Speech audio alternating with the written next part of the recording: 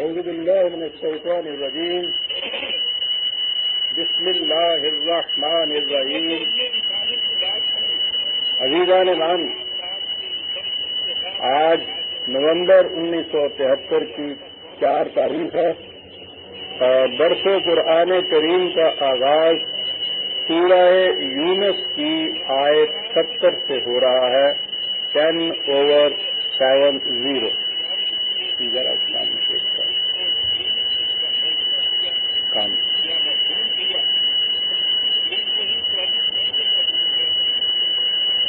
شام کا اتوار درس کا ناغہ رہا عید الفطر کی وجہ سے. اس سے پہلے اتوار میں درس کا موضوع خصوصی تھا. 2 اتوار درمیان میں پڑ گئے، اس لیے ذہن سے شاید ربط اور اس کا تسلسل کچھ دھندلا ہو گیا ہوگا. تجدید یادداشت کے لیے عرض کر دوں کہ بات یہ چلی آ رہی تھی کہ قوانین خداوندی کی صداقتوں پر یقین رکھنے والے خدا کے تعمیری پروگرام میں اس کے رفیق بنتے ہیں، اور اسی لیے وہ مومنوں کو اولیاء اللہ کہتا ہے. یہ کوئی الگ گروہ نہیں ہوتا. ہر مومن ولی اللہ ہوتا ہے اور خدا اس کا ولی ہوتا ہے. دونوں چیزیں قرآن نے گنائی ہیں. ان کے لیے اس دنیا کی سرفرازیاں اور خوشگواریاں بھی ملتی ہیں، اور آخرت کی زندگی تو اسی تسلسل میں آتی ہے. جو یہاں قرآن کے معیار کے مطابق سرفرازیوں کی زندگی بسر کرتا ہے وہ وہاں بھی مقرب ہوتا ہے اور سرفراز ہوتا ہے. اور اس کے بعد کہا کہ وہ چیز تھی خالص قوانین خداوندی کی اطاعت سے حاصل ہونے کی چیز، لیکن اس دین کو پھر مذہب میں تبدیل کر دیتے ہیں اور انہیں کہا گیا یہ مذہبی پیشوائیت. یہ عجیب و غریب قسم کے عقائد وضع کرتے ہیں. خصوصیت سے قرآن نے کہا یہ ہے کہ ویسے تو فریب دینے والے دنیا میں مختلف اقسام کے لوگ ہوتے ہیں. ان کے فریب کی نوعیت یہ ہوتی ہے کہ یکتبون الکتاب بایدیہم ثم یقولون ھذا من عند اللہ. یہ خود اپنی طرف سے کچھ باتیں گھڑتے ہیں اور لوگوں کے سامنے پیش کرتے ہیں یہ کہہ کر کہ یہ خدا کی شریعت. اسے کہتے ہیں افتراء علی اللہ. اپنی طرف سے کوئی چیزیں وضع کرنا اور اسے خدا کی طرف منسوب کر کے پیش کرنا. اور یہی ہے وہ چیز، یہی ہے وہ تکنیک کہ جو ان کی اس عوام میں کامیابی کا راز ہوتا ہے کہ جب بھی یہ کبھی حق کی مخالفت کرتے ہیں تو یہ کہہ کے نہیں کرتے کہ ہم اس کے مخالف ہیں، کہتے یہ ہے کہ یہ خدا اور رسول کے خلاف ہے.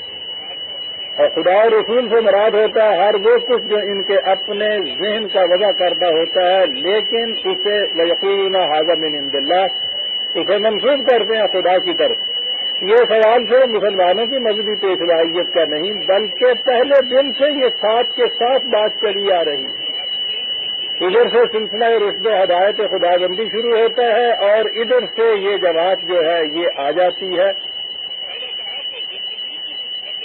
ہر رسول جانے کے بعد قرآن نے کہا ہے کہ اس کے دین کو مذہب میں یہ جماعت تبدیل کر دیتی ہے، عجیب قسم کے عقائد وضع کرتی ہے، اور پھر دنیا میں مذہب ہی باقی رہ جاتا ہے، دین نہیں رہتا. ہر نیا رسول آتا تھا اسی دین کی تجدید کے لیے کہ جسے انہوں نے مذہب میں تبدیل کر دیا ہوتا ہے. یہ کشمکش ہی ساری یہی ہے. سوال یہ ہوا کہ یہ ایسا کیوں کرتے ہیں، اور یہاں سے آج ہمارے درس کی ابتدا ہوتی ہے. کہا کہ بات بڑی صاف ہے، متاع فی دنیا یہ ان کا پروفیشن ہوتا ہے، کمائی کا ذریعہ ہوتا ہے.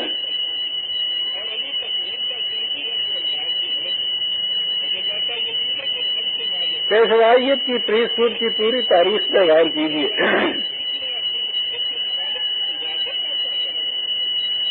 قرآن نے ان کے متعلق کہا تھا کہ یا کلون اموال الناس بالباطل. یہ اس کا ترجمہ یہ نہیں کہ ناجائز طریقوں سے کھا جاتے ہیں، وہ جائز و ناجائز تو ان کے اپنے ہاتھ میں ہوتا ہے. وہ تو اپنے ہر طریقے کو جائز ہی نہیں بلکہ عین اسلام مغز اسلام بنا کے دکھاتے ہیں. تو جائز و ناجائز دیکھا اب الفاظ کے گورکھ دھندے میں کس طرح الجھاتے ہیں یہ چیز. بالباطل اس نے کہا ہے. یہ دنیا میں باہمی تعاون کا سلسلہ ہے. میں نے کچھ کام دوسروں سے کرانے ہوتے ہیں اپنے، دوسرا میرے کچھ کام کرتا ہے، یہ باہمی تعاون ہوتا ہے. حتیٰ کہ موچی بھی اگر جوتا گانٹتا ہے تو وہ میرا کچھ کام کرتا ہے، میں اس کے معاوضے میں کچھ دیتا ہوں. یہ تعاون کی چیز ایسی ہے کہ اس میں وہ کچھ کرتا ہے میرے لیے اور میں اس کے لیے کچھ کرتا ہوں. لیکن آپ دیکھیں گے کہ یہ ایک ایسا گروہ ہے کہ جو کچھ نہیں کرتا دوسروں کے لیے. موچی جتنا کام بھی نہیں کرتا، نائی جتنا کام بھی نہیں کرتا اور منہ لیتا ہے سب سے زیادہ. اسے کہتے ہیں یا کلونا والے ناس بالباطل کے معنی ہوتا ہے کوئی تعمیری کام دوسرے کا کیے بغیر دوسرے کا مال کھا جانا.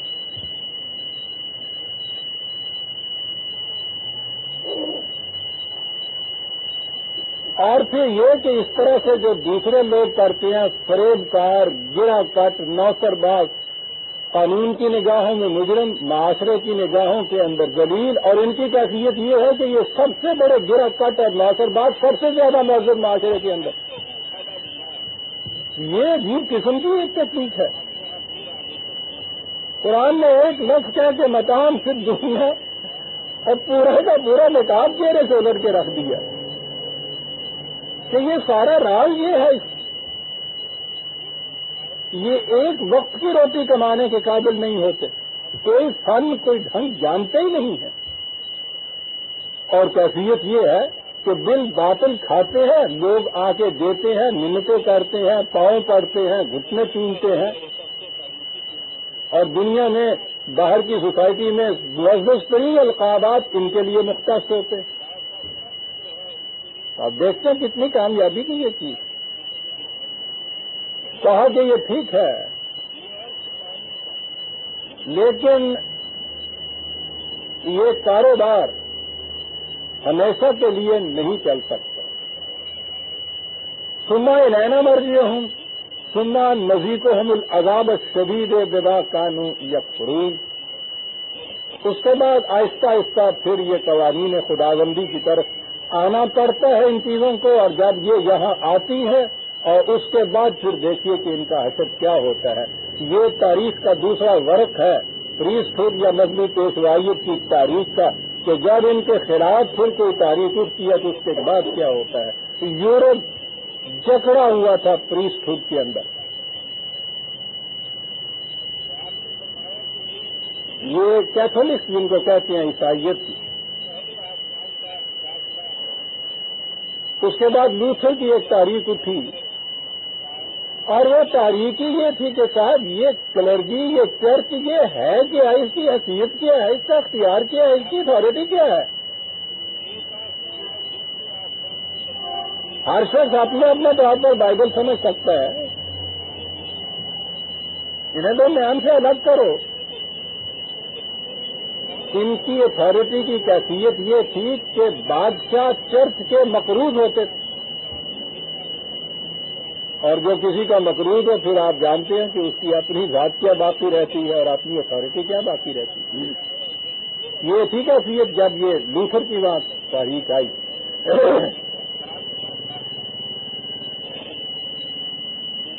لیکن اس کے بعد خود اس لوتھر کی تاریخ کے اندر پھر بھی مذہبی پیشوائی پیدا ہو گئی. یعنی پروٹسٹنٹ کے ہاتھ پھر یہ پادری پیدا ہوئے. اب اس کے بعد یورپ میں یہ تاریخ جب اٹھی ہے نئے دور کی، اس نے تو پھر مذہب کو دوسرے مذہب میں بدلنا چاہا تھا. تنگ آنے کے بعد انسانیت پھر اس لبادے کو اٹھا کے پھینک دیتی ہے، نہ رہے بانس نہ بجے بانسری. یہ یورپ میں جو آپ تاریخ میٹیریلزم کی دیکھ رہے ہیں، مادہ پرستی کی، دہریت کی، خدا سے انکار کی، یہ رد عمل ہے اس پیشوائیت کا، اور جب اس کا رد عمل ہوتا ہے کسی جگہ تو سب سے زیادہ قابل نفرت یہ گروہ ہوتا ہے۔ یورپ میں یہ چیز اٹھی تو ٹھیک ہے، وہ مذہب یا خدا اور رسول کے نام تو ان کے ہاں انہوں نے الگ کیے، لیکن یہ آکاش ڈول انہوں نے اتار کے پھینک دی اپنے شجرے ملت، یہ پنپنے نہیں دیتی قوموں کو۔ دنیا میں جہاں جہاں آپ دیکھیں گے پریسٹ ہوڈ کا غلبہ، وہ قوم کبھی سر اجھار ہی نہیں سکتی۔ یہ درخت کی ساری نمی یہ چوس دیتی ہے، وہ خشک ہوتا جاتا ہے، یہ پھیلتی چلی جاتی ہے۔ یورپ کو یہ اتارنا پڑا۔ آپ کو معلوم ہے کہ یورپ کی دہریت اور لادینی کے خلاف یہاں ہمارے ہاں سے یا ان مذہب پرستوں کے ملکوں سے سب سے بڑی آواز مذہبی پیشوائیت کی اٹھتی ہے ان کی لادینی کے خلاف۔ ان کے دل میں کیا درد ہے صاحب؟ وہاں کی لادینی ہوتی یا وہاں کی عیسائیت ہوتی، عیسائیت کو خود یہ باطل کہتے ہیں، یہ اس عیسائیت کے خلاف جو لادینی بقول ان کے پھیلی ہے، یہ اس کے خلاف اس قدر کیوں جدوجہد کرتے ہیں اور نفرت پھیلاتے ہیں؟ وہی بہانہ مگر عمر خود دراز کنم، یہ ان کو کچھ اس سے محبت نہیں تھی کہ وہاں کا مذہب یا عیسائیت مٹا کے لادینی کیوں آ گئی اور لادینی سے نفرت ہو گئی۔ بات ساری یہ تھی کہ مذہبی پیشوائیت کے خلاف کیا تحریک تھی۔ اور یہاں بھی جو یہ کہتے ہیں کہ اسلام چھوڑ دیا اور سرکش ہو گئے اور یہ نوجوان، یہ رد عمل ہے اسی پریسٹہڈ کا یہاں بھی۔ لیکن آپ دیکھیں گے کہ اس کے خلاف یہ جتنی آوازیں اٹھا رہے ہیں وہ اسلام کے خلاف تو ان کے دل میں درد نہیں ہے، مذہبی پیشوائیت کے مٹنے کا درد ہے۔ لیکن کہیں گے یہی آزاد اندر اسلام نہیں رہے گا، اس سے خدا اور رسول کا نام باقی نہیں رہے گا، یہ نہیں کہیں گے کہ اس سے ہم نہیں باقی رہیں گے۔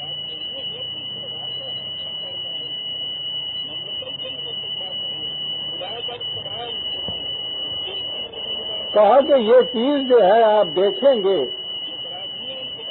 کہ جب بھی علم کی بارگاہ آئی، جب بھی انسانوں نے سوچنا شروع کیا تو وہ ان کے خلاف اٹھیں، اور پھر یہ جن چیزوں کا اس طرح سے تکفیر کرتے چلے جاتے ہیں خدا کے قوانین کی صداقتوں کی، اس کے بعد آپ دیکھیں گے کہ کس کس قسم کے ذلت آمیز عذاب میں پھر یہ لوگ گرفتار ہوں گے۔ پہلا ذلت آمیز تو یہ عزیزان من، کوئی محنت کرنے والا، کوئی کسب جاننے والا، کچھ بھی وہ ہو، مندہ بھی اسے پڑ جائے، کچھ نہ کچھ تو کما کھائے گا۔ آپ سوچئے صحیح کہ مذہبی پیشوائیت جن کا پیشہ ہو، اگر یہ پیشہ ان سے چھن جائے، ایک وقت کی روٹی نہیں کما سکتے۔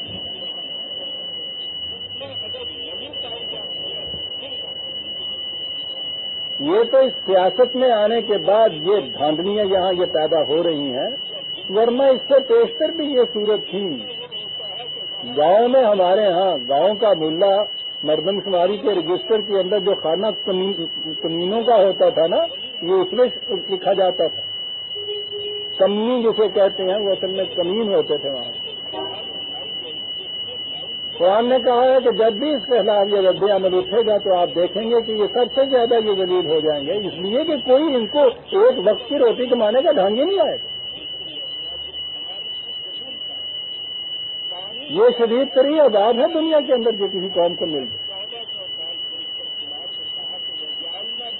اور یہ کہنے کے بعد پھر قرآن اپنے انداز کے مطابق آیا تاریخی شہادتوں کی طرف، اور میں نے جیسا کہ اپنے اس خصوصی عید کے پیغام والے خطبے میں نے کہا تھا کہ کشمکش پہلے دن سے یہی چلی آئی۔ یہ جو چراغ مصطفی سے شرار بولہبی کی کشمکش جو کہہ رہا ہے، یہ ہے ہی مذہبی پیشوائیت کی کشمکش، اور اسی سے قرآن پھر انبیاء کرام کی داستانیں اور اقوام سابقہ کے قصے ہمارے سامنے لاتا ہے، یہی بتانے کے لیے کہ وہ آ کر ایک خدا کے قوانین کی دعوت دیتے تھے، اور یہی گروہ تھا جو سب سے پہلے ان کی مخالفت کرتا تھا۔ اور یہاں سے قرآن نے شروع کر دیا پہلے سے ہی ان تاریخی شہادات کی ابتدا حضرت نوح علیہ السلام سے وہ کرتا ہے کس سے کی ابتدا وَاتْلُ عَلَيْهِمْ نَبَأَ نُوح۔ اب ان کے سامنے تم پیش کرو داستان قوم نوح کی۔ میں یہ عرض کر دوں کہ قرآن کریم میں یہ جن انبیاء کرام کے نام آئے ہیں اور جن اقوام کی سرگزشتوں کو بتایا گیا ہے یہ وہی تھے جو سامی النسل تھے عرب اور اس کے گرد و پیش کے علاقے میں جو آئے تھے، ورنہ قرآن تو یہ کہتا ہے کہ ہر قوم میں ہم نے ہادی بھیجا، ہر قریے میں ہم نے رسول بھیجا، ساری دنیا میں یہ کچھ کیا۔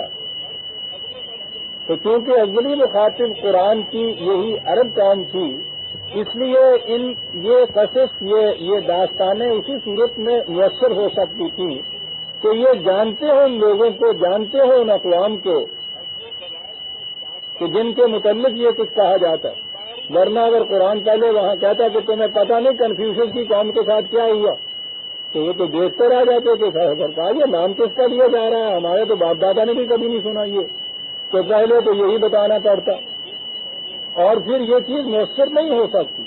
ہمارے سامنے کسی کا کوئی انجام عبرتناک ہوا ہو تو اس کی بات آپ کے سامنے کی جائے تو آپ دیکھتے ہیں کیسے دل نشین ہوتی ہے، اور غائبانہ جس سے آپ جانتے ہی نہ ہو کوئی باتیں کی جائیں تو وہ افسانہ نظر آتی ہیں۔ یہ وجہ ہے کہ قرآن کریم نے اپنے ہاں نام صرف ان انبیاء کا لیا اور داستانیں انہی اقوام کی بیان کی جن سے عرب معروف، جو عربوں کے ہاں معروف تھے، جنہیں وہ جانتے تھے۔ وہ یہ کہتا ہے کہ تم دن رات ان کی ویران بستیوں کے کھنڈرات پہ سے گزرتے ہو، دیکھتے نہیں کہ کس طرح سے وہ اپنی اجڑی ہوئی سربتوں کی داستانیں بتا رہے ہیں۔ تو گویا یہ ان کی باتیں کہہ رہے تھے کہ جن کے کھنڈرات سے یہ گزرتے تھے، جن کی کہانیاں ان کے ہاں پہلے ہی چلی ہوئی تھی، جنہیں یہ جانتے تھے، جن سے یہ واقف تھے، اور یہی ہیں وہ انبیاء جنہیں انبیاء بنی اسرائیل کہا جاتا ہے، سیمیٹک ریس، سامی النسل انبیاء اور اقوام۔ تو وہیں سے بات قرآن شروع کرتا ہے کہ قوم نوح کا ذکر ان سے کام کا، اور اس قال لقوم ہی یا قوم ہے۔ میں عرض کر دوں کہ قرآن یہ ساری داستانیں یوں نہیں کرتا کسی ایک مقام پہ انہوں نے قصہ نوح لیا یا قوم نوح اور مسلسل اس کی پوری داستان ایک جگہ دوہرا دی، پھر کسی دوسری قوم کا قصہ لیا پھر اس کی یوں دوہرا دی۔ یہ نہیں اس کا انداز، کیونکہ یہ تاریخ کی کتاب نہیں ہے۔ وہ تو جو ایک نقطہ لاتا ہے بنیادی، اس نقطے کی تائید میں ایک شہادت پیش کرتا ہے، اور جس قوم کی سرگزشت پیش کرتا ہے اس میں سے نمایاں طور پر وہ واقعہ سامنے لاتا ہے جس کا تعلق اس نقطے سے ہے جو اس وقت یہ بات ہوتا ہے۔ یہ وجہ ہے کہ مختلف جگہ ان اقوام کے، ان انبیاء کے تذکرے آتے ہیں، کسی جگہ ایک ٹکڑا ہوتا ہے، کسی جگہ دوسرا ٹکڑا ہوتا ہے۔ وہ سطح بھی ملنا کے نزدیک تو وہ کہتا ہے کہ بے ربط ہے، اب اسے کیا بتایا جائے کہ یہاں ربط کی تو کیفیت یہ ہے کہ لہو خورشید کا طبقے اگر ذرے کا دل چیریں، لیکن محرم نہیں ہے، تو ہی لگا ہے راز کا، اسے ربط نظر کہاں آتا ہے؟ یہ تو قصہ دو ہے، یہ تو سامری ہے سارے، اور قصے میں تو تسلسل ہونا چاہیے نا۔ جہاں بات درمیان میں بات ٹوٹ رہی ہو وہاں اپنی طرف سے کچھ لگا دیا جائے، تو ان کے ہاں تو ربط اس کے معنی ہوتے ہیں۔ ربط معنوی کو تو یہ جانتے ہی نہیں ہوتا کیا ہے، معنی تو ان کے ناریل میں سمجھ ہی نہیں سکتے برادران میں، بے ربطی نہیں ہوتی۔ قرآن نے جس مقام پہ جس سٹریس دینا ہوتا ہے جس پوائنٹ کے اوپر، ان داستانوں میں جو ٹکڑا اس سے متعلق ہوتا ہے اسے وہ ابھار کے وہاں لاتا ہے۔ تو جب بھی مختلف مقامات پر ان اقوام کی سرگزشتیں آپ کے سامنے آئیں تو وہاں دیکھیے کہ بات وہ کیا کرتا ہے۔ یہاں یہ نہیں کہا کہ نوح نے کیا کہا، حضرت نوح علیہ السلام نے، انہوں نے کس طرح مخالفت کی، بات یہاں کا شروع کرتا ہے کہ اذ قال لقوم یا قوم ان کان کبر علیکم مقامی و تذکیری بآیات اللہ فعلی اللہ توکلت۔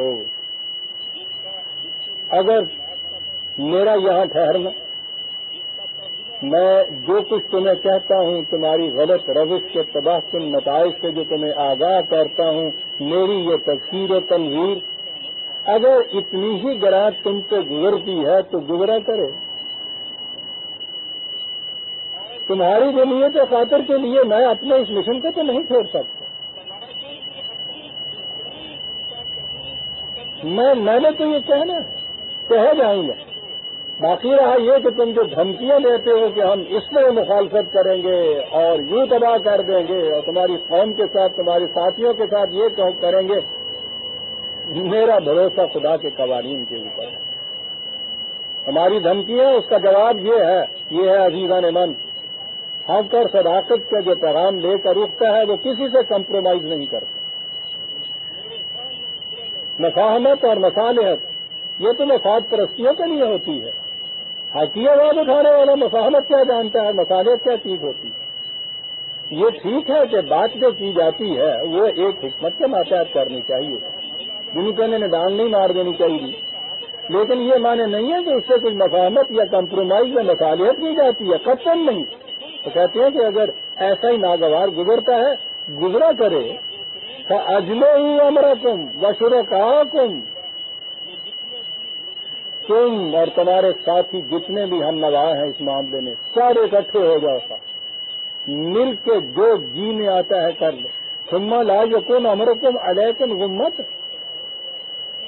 اور دیکھو ڈھونڈ ڈھونڈ کے میرے خلاف تدبیریں اور سکیمیں اور حربے اور نشتر جمع کر لو، رہ نہ جائے کوئی بات، کچھ حسرت رہ جائے تمہارے جی میں کہ یہ کچھ نہ ہم نے کر کے دیکھ لیا۔ کیا بات ہے صاحب کہنے والے، للکار ہوئی نا ایک شخص کی۔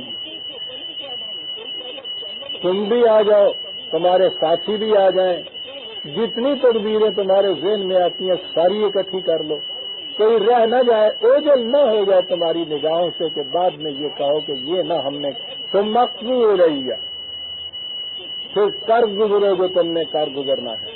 ولا تنظرون، ہمیں مہلت بھی نہ دو۔ بہت کتنا بڑا یقین محکم ہوتا ہے اپنے بات کی سچائی پر اور اس کی آخر الامر کامیابی پر۔ ہر چیز کہہ دی فَأَجْمِعُوا أَمْرَكُمْ، مستحکم کر لو اپنی اسکیم کو، شرکاءکم، ساتھیوں کو بلا لو، ثُمَّ لَا يَكُنْ أَمْرُكُمْ عَلَيْكُمْ غُمَّةً، کوئی تدبیر کوئی اسکیم میرے خلاف تمہاری نظروں سے اوجھل نہ رہ جائے۔ اور اس کے بعد تم مقبول الیہ، ہمارے خلاف جو کچھ کرنا ہے کرو، ولا تنظرون، مہلت بھی نہ دو اس میں۔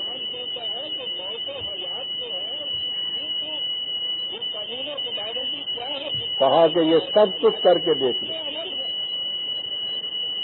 اور اس کے بعد فَإِن تَوَلَّيْتُمْ، اور اگر اس کے بعد تم دیکھ لو کہ تم واقعی غلطی پر تھے اور اپنی اس روش سے باز آ جاؤ، تو یہ نہ سمجھو، یہ دیکھیے جو پوائنٹ میں کہہ رہا تھا کہ سٹریس کرتا ہے قرآن، بات کہی تھی متاع فی الدنیا،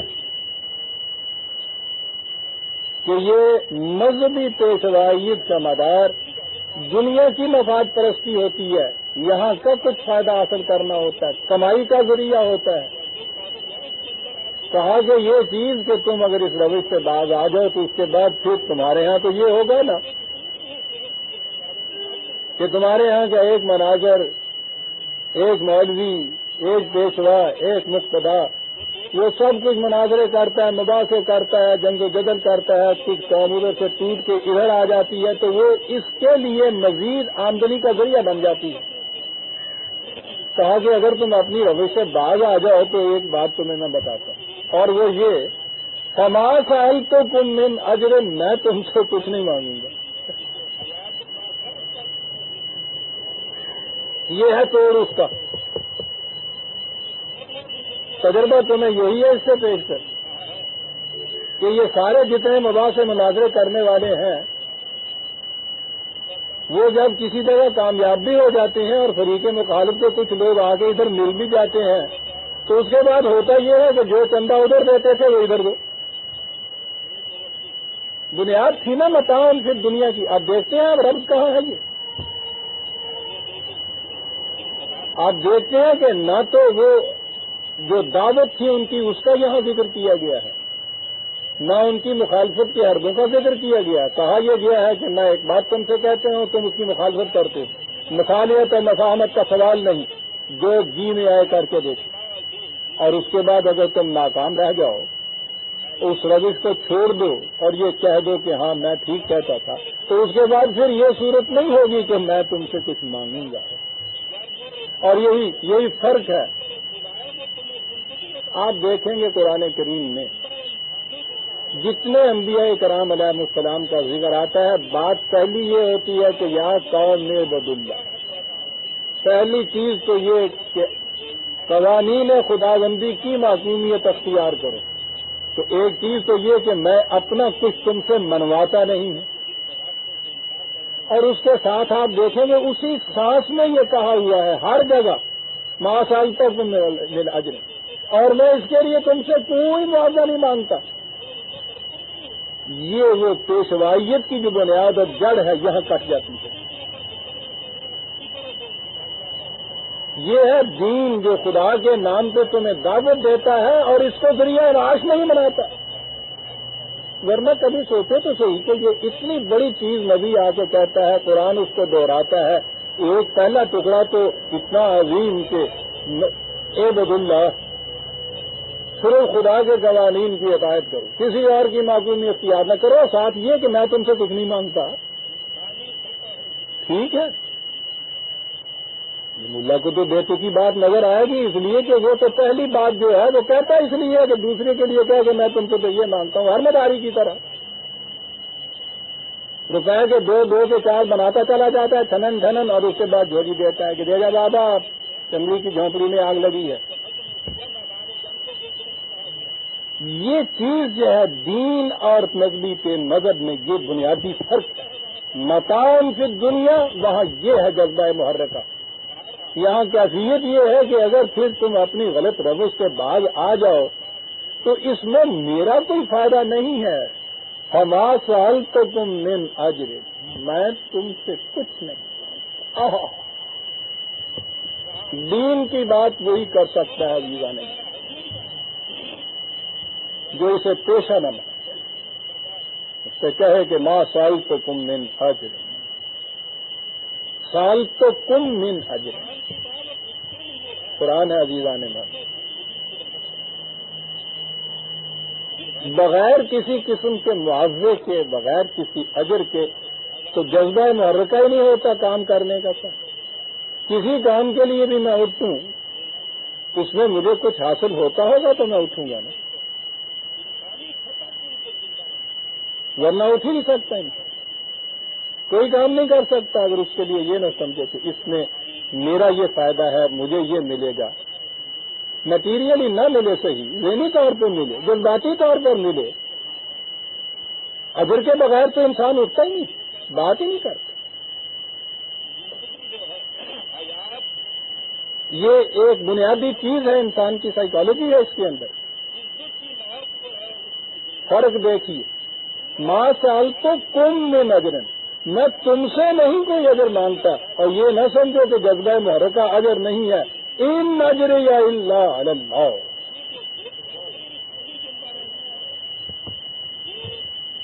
یہ ہے قرآن عزیزان من.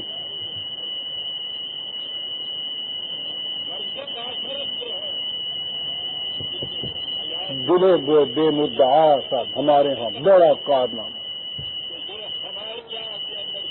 اگر دل بے مدعا پاتے تو صاحب خدا ہوتے. بے مدعا سانس نہیں لے سکتا انسان بے مدعا عزیزان من. جینے کی آرزو ہوتی ہے، سانس لیتا ہے، ایک قدم نہیں اٹھا سکتا، ایک خیال ذہن میں نہیں آ سکتا کہ اگر انسان کے ذہن میں مدعا اور آرزو اور اس کے لیے ایک اجر جسے قرآن کہتا ہے یہ نہ ہو نہیں سکتا. سائیکولوجیکل امپاسبلٹی ہے، نفسیاتی ناممکنات میں سے ہے کہ انسان کام کرنے کے لیے قدم اٹھائے اور کوئی ذہن کے اندر مقصد اس کا اور اجر نہ ہو ہی نہیں سکتا. یہ تصوف کی بھول بھلائیاں نہیں ہیں جس میں یہ کہا جاتا ہے کہ دل بے مدعا وہ کچھ. یہ اس قسم کی چیزیں تو آتی ہیں. بدھ مت میں دی، ویدانت میں دی، فریب تھا جو کوئی دیا. پوچھو تو صحیح، وہ دولے بے مدعات آ رہے ہیں. یہ جو چیز تھی کہ ترک عارضی اور ترک مقاصد، ترک مدعا، یہ ہے اصل دین جو ان لوگوں نے کہا. فریب تھا، خود کھایا یا دنیا کو فریب دیا. کوئی بات بے مدعا انسان سے نہیں ہو سکتی، اور یہ ناممکن ہے کہ وہ مدعا اور آرزو کو اپنے دل سے نکال دے. کر ہی نہیں سکتا. اور بڑا عمدہ اعتراض ہے کہ اس کے اوپر کہا گیا کہ ترک آرزو یہ ہے ہمارا مقصد. کہا کہ سرکار یہ ترک آرزو جو ہے یہ خود آرزو نہیں ہے.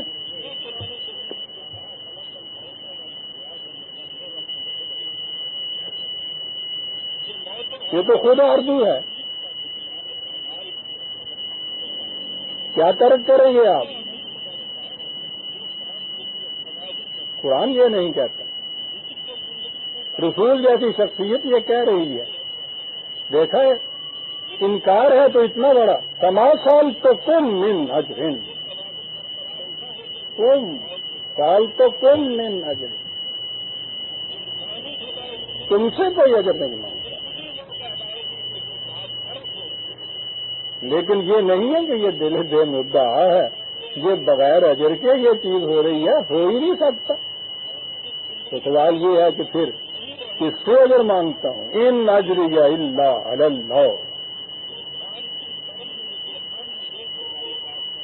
تو یہ اجر جو ہے یہ اتنا جو تم سے میں نے کہہ دیا ہے، یہ وعد کر دیا ہے، یہ بات پہنچا دی ہے، اس کا اجر مجھے مل جائے گا.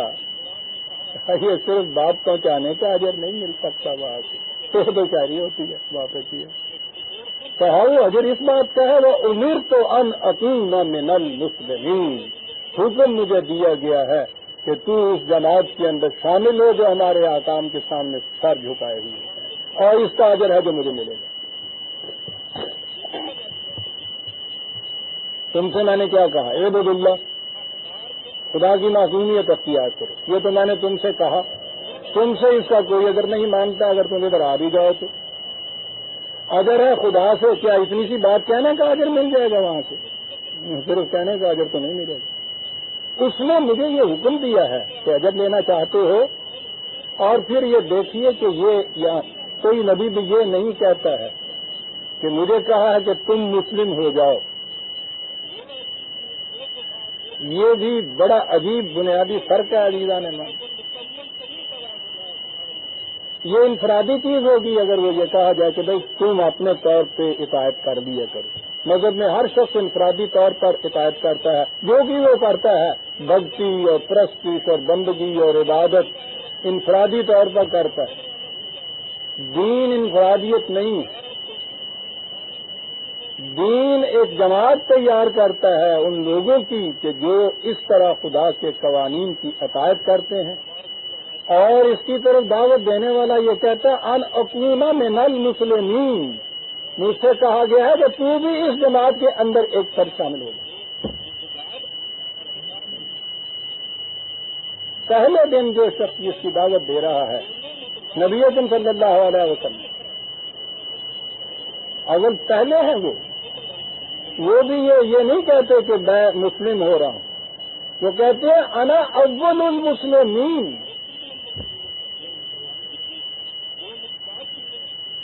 یہ نہیں ہے کہ میں الگ انفرادی طور پہ ایک مسلم ہو جاؤں گا. میں نے یہ اطاعت اختیار کی تو بھائی میرا کام تو یہ ہو گیا. تو ٹھیک ہے میں نے بات بھی تم تک پہنچا دی. بالکل نہیں. وہ ایک جماعت بناتا ہے اور الگ بات ہے کہ اس جماعت کا فرسٹ کرسٹل جو ہے وہ خود بنتا ہے. پہلا شخص انا اول المسلمین. ہر نبی سے کہا گیا کہ وہ امرت ان اکون من المسلمین. اور اگر یہ ایک فرد اس جماعت کا ایک فرد نہیں ہے، نہ یہ اسلام رکھتا ہے نہ یہ مسلم کہلا سکتا. فرد قائم ربط ملت سے ہے، تنہا کچھ نہیں. موج ہے دریا میں اور بیرون دریا کچھ نہیں. وہ تو دریا کے باہر کی ریت ہی اس کو جذب کر لیتی ہے، کھا جاتی ہے. انا ان اکون من المسلمین. پہلی چیز وہ یہ کہتا ہے کہ مجھے یہ کہا گیا ہے کہ یہ جو مسلم ہمارے سامنے جھکنے والی جماعت ہے اس کا ایک فرد بن جاؤں، مجھے یہ کہا گیا ہے. اگرچہ جماعت کی خود تخلیق و تشکیل و تعمیر اسی نے کرنی تھی، لیکن اپنا منتہا بتا دیا کہ یہ نہیں ہے کہ میں نے تم سے کہا تو بات ختم ہوئی، خود میں نے عطایت اس کی کر دی تو بس ٹھیک ہو گیا. نہ ان اکون من المسلمین. یہاں ابتدا ہے افضل المسلمین، انتہا یہ ہے کہ فادخلی عبادی وادخلی جنتی، میرے بندوں کے ساتھ شامل ہو جائے اور یوں جنت میں آ جائے. انفرادی طور پہ تو جنت نہیں مل سکتی ہے، ہو ہی نہیں سکتا کہ سارا معاشرہ جہنم میں ہو اور فرد جنت کے اندر. جہنم کا کوئی فرد بھی جنت کے اندر نہیں ہوتا جی ظالمان، جیسے جنت کا کوئی فرد جہنم میں نہیں ہوتا. دین کے عجیب مقام، یہ انفرادی چیز نہیں ہے، یہ نظام کے بغیر کامیاب نہیں ہو سکتا، جماعت کے بغیر وجود میں نہیں آ سکتا. رسول بھی انا اول المسلمین کہتا ہے. اس نے یہ چیز کہی فقط ضرور ہو، انہوں نے اسے جھٹلایا. یہ جھٹلایا کیا چیز؟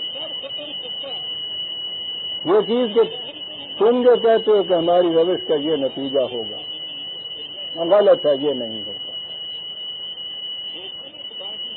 تم جو کہتے ہو کہ بچے گا وہ جو اس طریق سے چلے گا جو میں کہہ رہا ہوں، غلط ہے یہ. فضبو ہو سمجھ جائے نہ ہو امام معروف الفل کے درمیان کی کڑیاں یہاں دوڑائی نہیں قرآن میں. اس سے پہلے سورہ اعراف کے اندر یہ پوری تفصیل دے دی ہوئی ہے. ہر بار نہیں دہراتا جو ان چیزوں کو، جسے کہتے ہیں کہ قرآن میں تکرار بہت ہے، تکرار تو کسی ایک جگہ بھی نہیں اس کے اندر. کہا انہوں نے یہ تھا وَكَذَّبُوهُ، کہا یہ تھا کہ تم جو کہتے ہو کہ ہمارا انجام یہ ہوگا جھوٹ بولتے ہو. کہا تاریخ سے پوچھو کہ اس کے بعد جھوٹ کس نے بولا تھا. اب وہ تاریخ سے پوچھتا ہے. غرق ہو گئے. میں ہر مقام پہ تفصیل میں نہیں جاؤں گا کہ یہ قرآن نے یہ کیسے کہا ہے اور کس طرح سے وہ یہ کچھ ہو گئے. بات اتنی سی اس نے کہی وَجَعَلْنَاهُمْ خَلَائِفَ، اور ان لوگوں کو ان کا جانشین بنا دیا.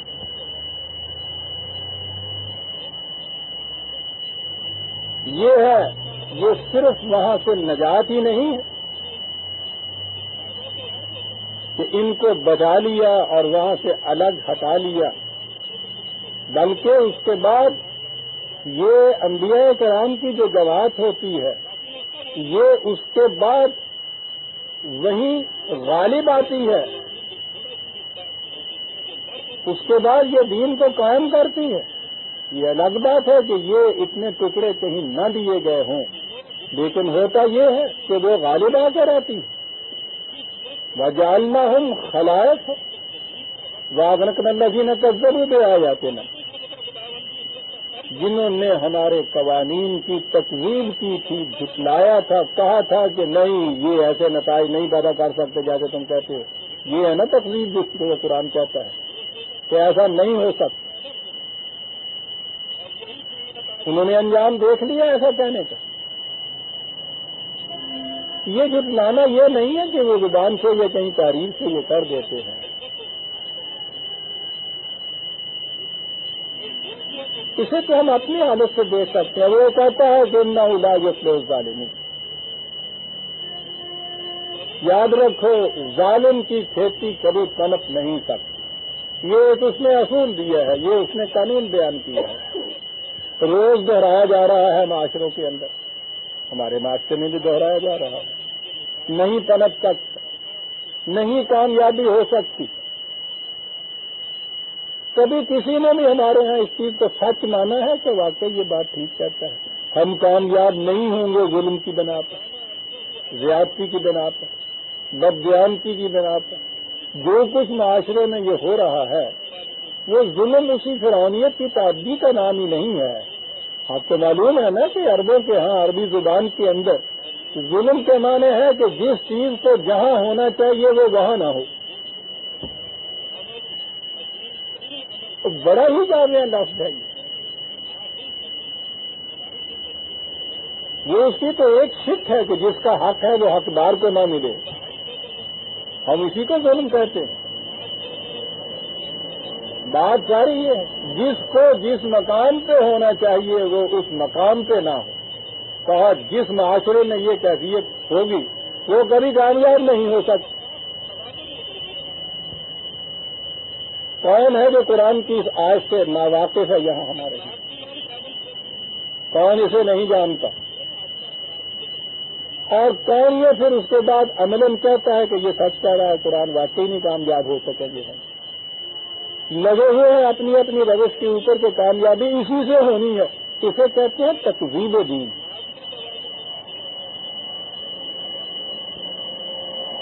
ایک تو وہ ہے نا کہ جو شروع سے اس کو مانتے ہی نہیں، یعنی وہ کہتے ہیں کہ نہیں یہ جتنے اصول لیے ہوئے ہیں یہ ہے ہی نہیں اصول، بعض ہے نصیحت ہے کچھ ہے وہ تو کفر ہو گیا. تکذیب یہ ہے کہ وہ یہ جانتے ہیں یہ مانتے ہیں کہ خدا نے یہ کہا ہے، اس کے باوجود عملاً اس کے خلاف کرتے ہیں. اور اس کے معنی یہ ہیں کہ وہ جھٹلاتے ہیں اس چیز کو جس کا زبان سے اقرار کرتے ہیں. یہ ہے جو شروع میں قرآن نے کہا پہلے پہلے یقین آمنا باللہ یا یوم الآخر وما ہم بمؤمنین.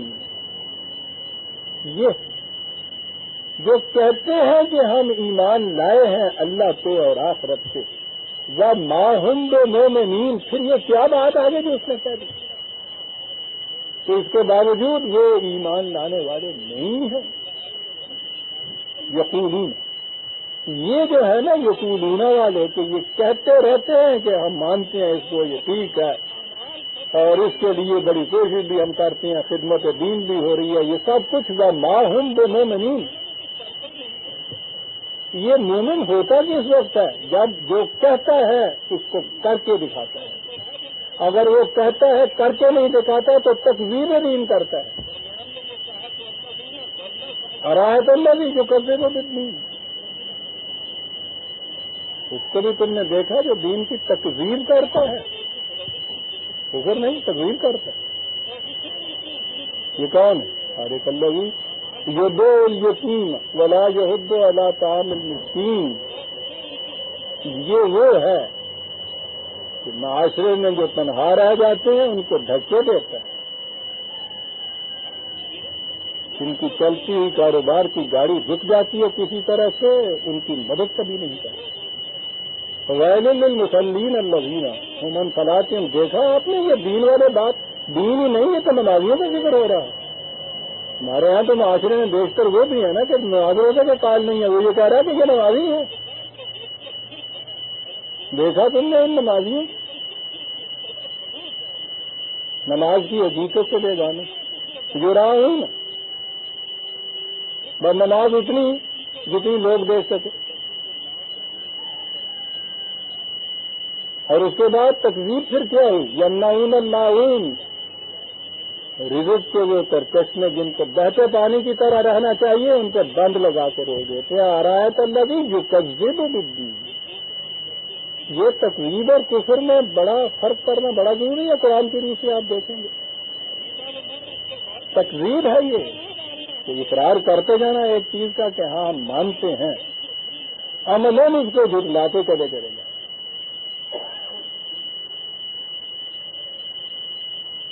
تباہ ہو گئے وہ. اور یہ دوسری جماعت جالنا ہم خلائق کا ان کا جانشین بنایا. یاد رکھیے کہ یہ صرف جسے ہم کہتے ہیں کہ وہ ان کو وہاں سے نجات مل گئی اور وہاں سے نکال کے ان کو لے گئے اور یہ چیز بچ گئے، تو یہی مقصد نہیں ہے. یہ تو ایک نیگیٹو ایسپیکٹ ہوتا ہے کسی چیز سے بچ جانا. قرآن تو فوز نظیم کہتا ہے، اچیومنٹ کہتا ہے. اچیومنٹ کیا تھی؟ جالنا ہم خلائق کا، ان کا جانشین بنا دیا ہم نے ان کو. فانظر کیسا کانا عاقبۃ المنذرین. یہ فانظر جو کہا ہے اس قوم کو، وہ تو اسی صورت میں تھا نا کہ پہلے وہ قوم جانتی کہ یہ کون سی قوم تھی، ان کا انجام کیا ہوا، وہی کہ ان کی گزری ہوئی بستیوں کے کھنڈرات ان کے سامنے تھے. ان کی یہ داستان زبازت تھی اس قوم نے. کہا کہ دیکھو تو صحیح کہ پھر جنہیں آگاہ کیا گیا تھا یہ ہے نا منظرین، جنہیں آگاہ کیا گیا تھا اور اس کے باوجود وہ اپنی روش سے باز نہیں آئے تھے، دیکھو کہ ان کا انجام کیا ہوا. قرآن اپنا دعویٰ یوں ہی نہیں پیش کرتا، وہ اپنے دعوے کی صداقت میں شہادت پیش کرتا ہے. شہادت پیش کرتا ہے تاریخی نوشتوں کو. وہ ضروری نہیں کہ انہی اقوام کی تاریخ ہو جن کا ذکر قرآن نے کیا ہے، وہ تو اصول بیان کرتا ہے. وہ کہتا یہ ہے کہ جس معاشرے کے اندر بھی مذہبی پیشوائیت غالب ہوگی وہ معاشرہ کبھی نہیں پنپ سکتا. اس کے بعد وہ کہتا ہے کہ جس معاشرے میں بھی کیفیت یہ ہوگی کہ ظلم ہوگا، ہر چیز اپنے اپنے مقام پہ نہیں رکھی جائے گی، وہ معاشرہ کبھی نہیں پنپ سکتا. جس طرح یہ اصول عالمگیر ہیں، اسی طرح ان کا اطلاق اور اپلیکیشن بھی عالمگیر ہے. دنیا میں ہر قوم کے ساتھ یہ ہوا، آج بھی جہاں جہاں دنیا میں قومیں بستی ہیں ان کے ساتھ یہی کچھ ہو رہا ہے. آپ کسی قوم کی تاریخ لے لیجیے، ضروری نہیں کہ انہیں اقوام کی تاریخ تک اپنے آپ کو آپ محدود رکھیں. انسان کی پوری نو انسانی کی تاریخ آپ لے لیجیے. یہ ہے قرآن کی صداقت کہ جو اصول اس نے ایک جگہ بیان کیا ہے، پوری نو انسانی کی تاریخ میں کسی قوم کی ہسٹری آپ لے لیجئے گا، وہاں یہ ٹروتھ جو ہے آپ کو نظر آ جائے گا کہ واقعی ایسا ہوا تھا. ہمارے ہاں تو اس نگاہ سے خیر تاریخ ہی نہیں لکھی گئی. تھوڑی سی اٹمپٹ ابن خلدون نے کی تھی، وہ بھی مقدمہ لکھ کے ہی رہ گئے، آگے نہیں چلے. یورپ میں یہ چیز ہوئی، انہوں نے یہ جو دی فلاسفی آف ہسٹری ایک چیز دی ہے نا ہیگل نے، اس نے رخ بدلا ان کی نگاہوں کا. ورنہ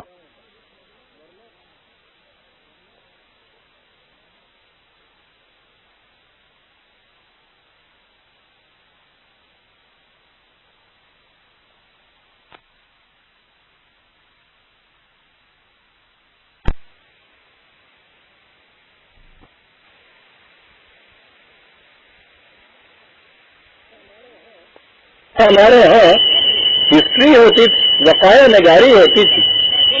یہ کہ وہ اس کی ایک فلاسفی بیان کی جائے کہ اس قوم کے ساتھ یہ کیوں ہوا تھا، انہوں نے یہ چیز کی ہے. اور ان کے ہاں پھر یہ ہسٹری اس انداز سے مرتب ہوئی. جیون کی ہسٹری روما کی اگر آپ لے لیجئے، اسی میں آپ دیکھیے کہ وہ جو واقعات بیان کرتا چلا جاتا ہے اس کے ساتھ اپنی نگاہ اور اپنی تحقیق کی روح سے وہ جن اسباب پہ پہنچتا ہے، اسباب و علل ساتھ بیان کرتا ہے کہ یہ وجہ تھی، اس کا نتیجہ یہ نکلا. اور چھوٹے پیمانے پہ تو آپ بریفاؤ کی کتاب دیکھ لیجیے، میکنگ آف ہیومینٹی، اس میں آپ کو نظر آئے گا کہ وہ کہتا ہے. میں کہہ یہ رہا ہوں کہ یہ نہ تو سامی اقوام کی تاریخ ہے، نہ یہ صرف عربوں سے کہی گئی ہے. یہ تو یونیورسل ٹروتھس ہیں، ابدی حقائق ہیں جو بیان کی ہیں قرآن میں. ان کی صداقتیں دنیا کی کسی قوم کی تاریخ بھی آپ لیں گے، وہاں سے ان کی صداقتیں آپ کو ملتی چلی جائیں گی. تاریخ کا مطالعہ، کسی قوم کی تاریخ کا بھی مطالعہ آپ نے کرنا ہو، اس نگاہ سے کیجیے اور آپ دیکھیں گے کہ ان کی سرگزشت قرآن کے ان ابدی قوانین کی صداقتوں کی شہادتیں بنتی چلی جائیں گی. انظر کیسا کانا عاقبۃ المنذرین. ثم بعثنا من بعده رسلا الى قومهم فجاءوهم بالبينات. اس کے بعد بھی یہ سلسلہ جاری رہا، مختلف قوموں کی طرف اس طرح سے آگاہ کرنے والے آتے رہے، واضح دلائل لے کر، بینات. فما كانوا ليؤمنوا بما كذبوا به من قبل. کہنے لگے وہاں ایک چیز تھی جو آڑے آ جاتی ہے انسان کے، اور وہ ہے اس کا پندار لفظ. کہتا ہے کیفیت یہ ہوتی ہے مذہب پرست قوم کی، بالخصوص ان کے مذہبی پیشوائیوں کی، کہ یہ جس چیز پہ اڑے ہوئے ہوتے ہیں، جس چیز پہ چلتے آ رہے ہوتے ہیں، یوں کہیے مذہب کو وراثتاً چلا آتا ہے نا تسلسل کے ساتھ.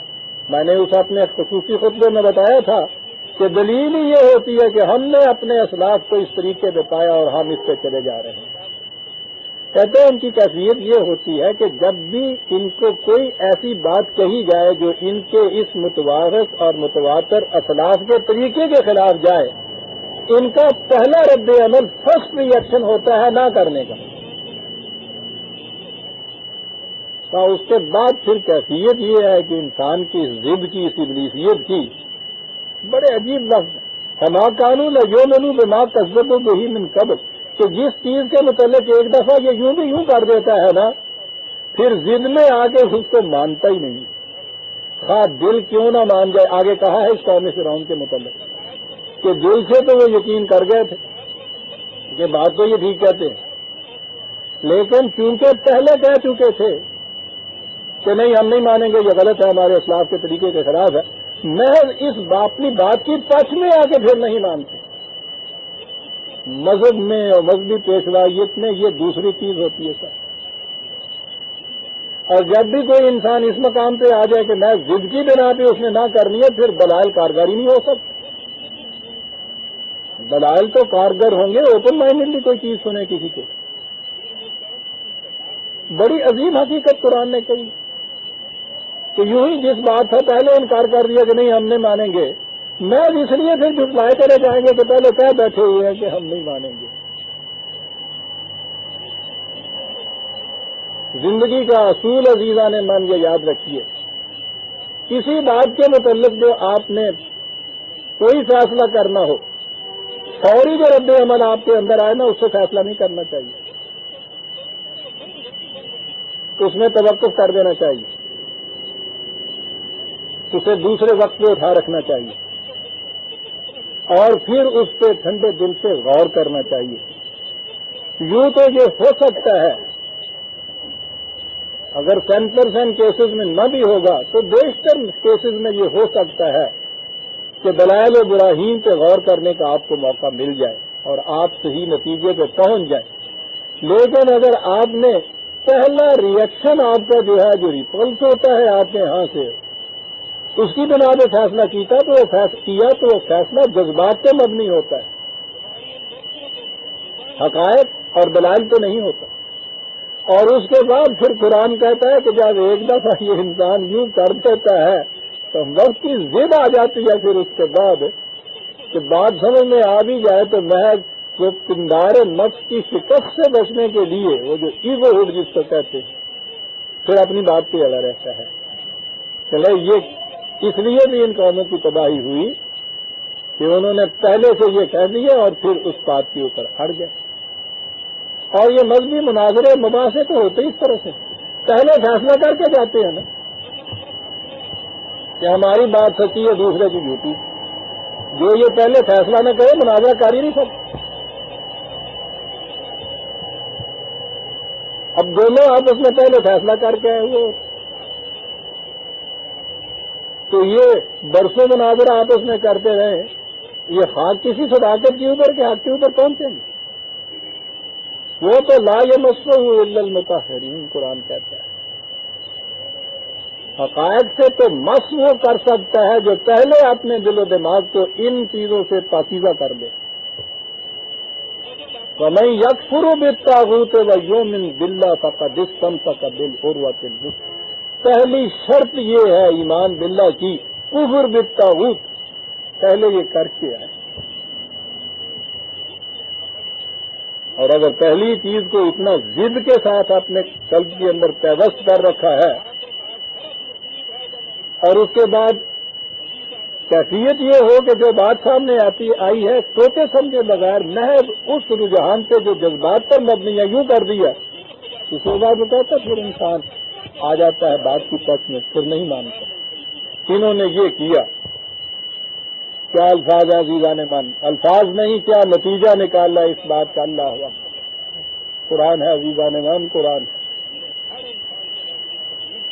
یہ جو چیز تھی کہ پہلے ہی ریئیکشن کے ماتحت یوں کر دیا جو جذبات کا پیدا کردہ تھا، اور پھر اس کے بعد لاکھ سمجھائیے، لاکھ دلائل دیجیے، لاکھ شواہد لائیے، پھر نہیں مانا جاتا۔ کہا یہ کیا ہے، کذالک نطبع علی قلوب المعتدین، یوں مورے لگ جاتی ہیں سمجھنے سوچنے والوں کے دلوں کے اوپر بھی۔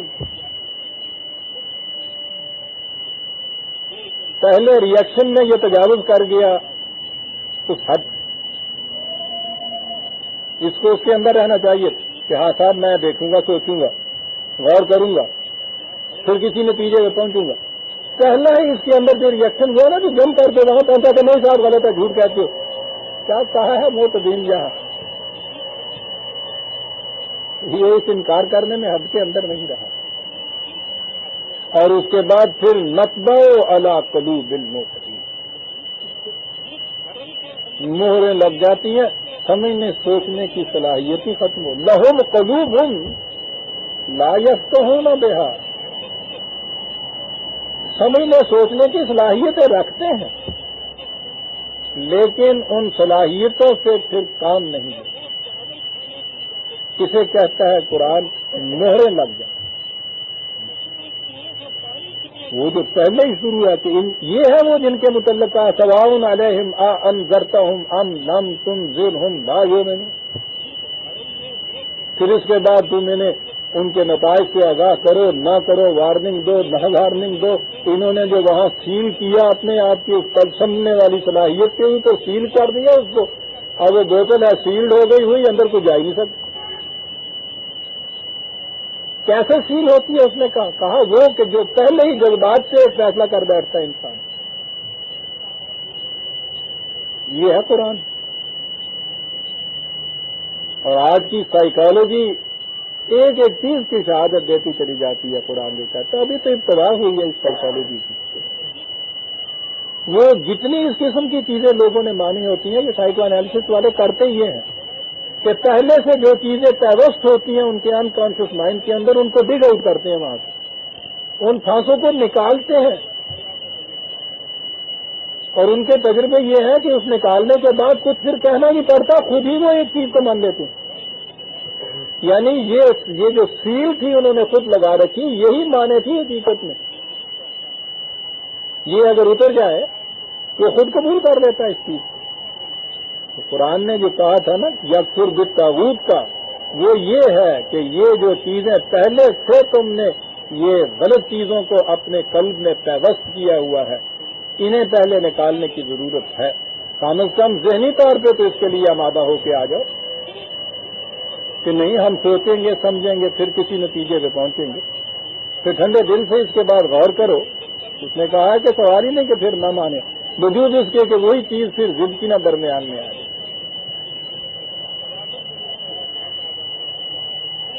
کہا کہ پھر ہم انبیاء کا سلسلہ حضرت نوح کے بعد اور چلا آگے چلا، ثم بعثنا من بعدهم موسیٰ وہارون الی فرعون وملئہ، پھر ہم نے موسیٰ اور ان کے بھائی علیہم السلام کو فرعون اور ان کے سرداران قوم کی طرف بھیجا۔ ان کی کیا کیفیت تھی؟ فاستکبروا، یہ وہی جو امتحان، وہی جو میں نے کہا، انہوں نے کہا یہ تھا، اور وہ بھی ایک بہت بڑی حقیقت ہے عزیزان میں۔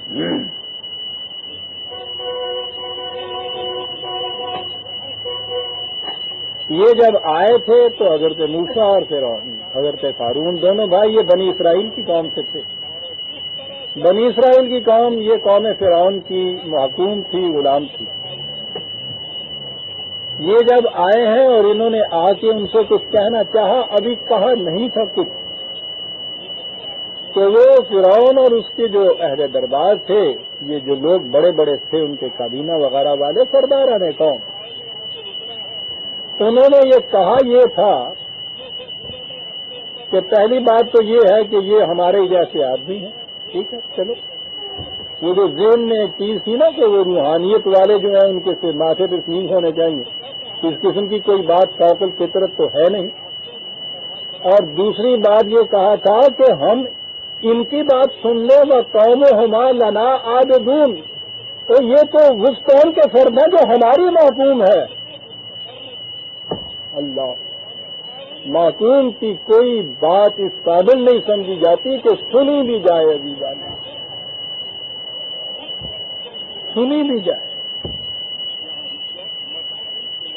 ان افراد کے متعلق نہیں ابھی انہوں نے کہا یہ جو دونوں بھائی آئے تھے، کہ ان کی ہم کیوں سنیں.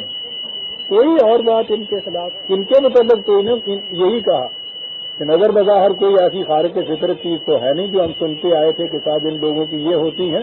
اور اگلی بات جو کہی ہے, کہا یہ اس قوم کے افراد ہیں کہ جو ہماری معصوم ہے. عزیزان ایمان, معصوم قوم کا تو کوئی فرد کتنا اونچا کیوں نہ ہو, ذلیل کا ذلیل ہی رہے. یہاں تو عزت و ذلت قوم کے ساتھ وابستگی میں ہے. قوم ذلیل ہے تو ہر فرد ذلیل ہے دنیا کے اندر. قوم سربلند ہے تو اس کا پست انسان بھی سربلند ہوتا ہے دنیا کی. افراد کا سوال نہیں ہے, سوال ہی یہاں قوم کا اور جماعتوں کا. ان کی قوم ہماری محبت, اس لیے ان کی بات ہم سن لیں. یہ بھی ایک یونیورسل ٹروتھ ہے. معصوم کی بات کوئی نہیں سنی. اس قابل ہی نہیں سمجھا جاتا کہ توجہ دی جائے اس کے لیے.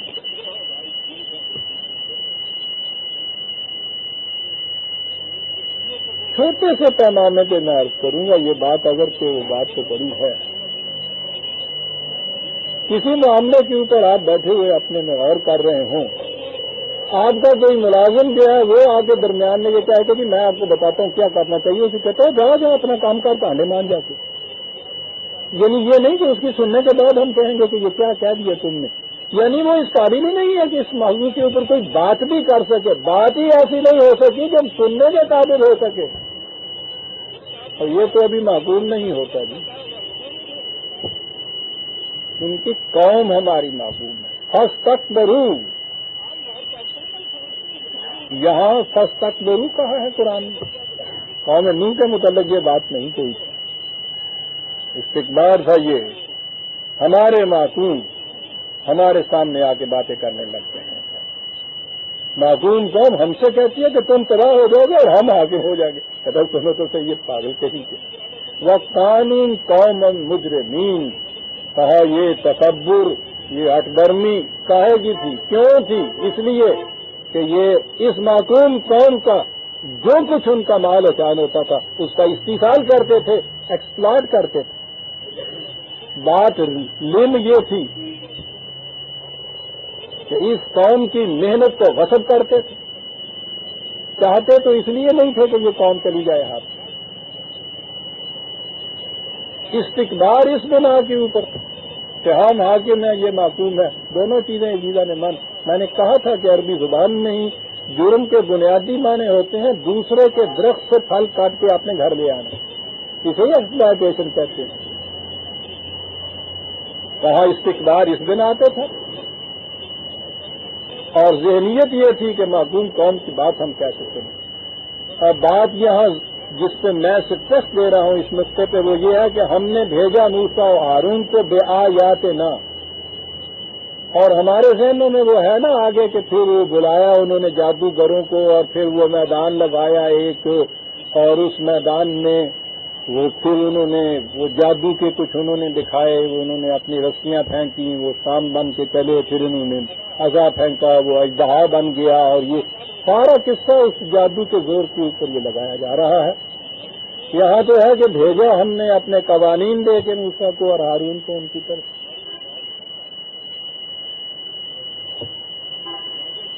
بھیجا تو اس طرح سے.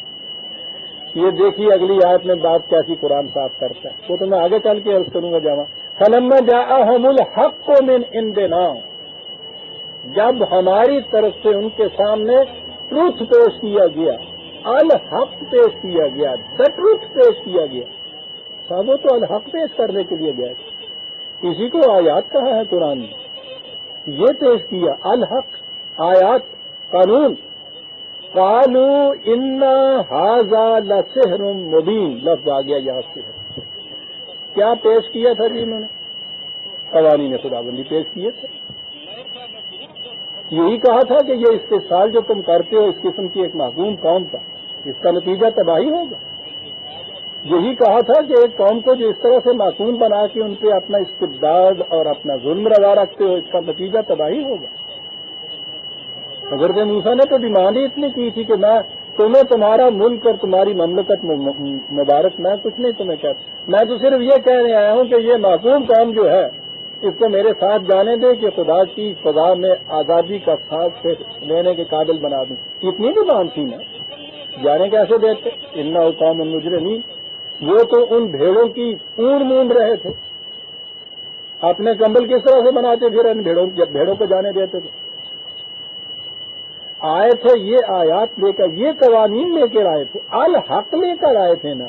اب یہاں جو کہا ہے کہ انہوں نے کہا ھذا لسحر مبین, تو ابھی تو انہوں نے نہ کوئی اپنا جادو کا نمونہ دکھایا تھا, نہ کوئی اس قسم کا کرشمہ سامنے آیا تھا. کس بات کو انہوں نے کہا تھا لسحر مبین ہے؟ غور کیجیے گا کہاں بات آئی ہے کہ ہمارے قوانین لے کے گئے, الحق انہوں نے پیش کیا, انہوں نے کہا کہ یہ سحر مبین. تو ابھی تو کچھ انہوں نے نہ ڈگڈگی بجائی, نہ کوئی انہوں نے روپے بنا کے دکھائے. تو یہ کس بات کو انہوں نے یہ شعر کا ترجمہ ہم اپنے ذہن میں جادو کرتے چلے جائیں گے. پوچھو ان عربوں سے کہ وہ کس معنی میں یہ لفظ استعمال کرتے ہیں. وہ فریب جو سچ بن کے سامنے آئے اسے وہ سحر کہتے ہیں, وہ جھوٹ جو سچ بن کے سامنے آئے.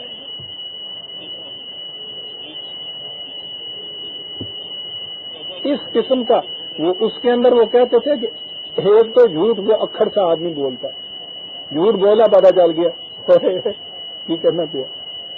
کہتے ایک اس قسم کا لطیف جھوٹ ہوتا ہے کہ جھوٹ بول رہا ہے اور نظر بظاہر سمجھ میں نہیں بات آتی, وہ سچ بنتا دکھائی دیتا ہے. جو جھوٹ اس قسم کا لطیف ہوتا تھا اسے وہ سحر کہتے تھے.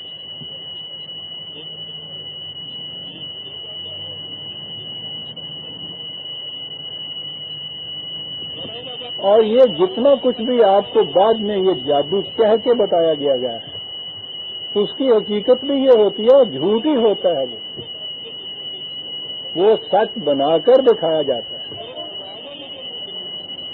وہ جو 1 روپے کے یوں 2 روپے بنا دیتا ہے تو الگ بات ہے کہ ہمیں پتا ہوتا ہے کہ مانگنے والا بیکاری ہے. بعد میں وہ خود بھی یہ کہہ دیتا ہے.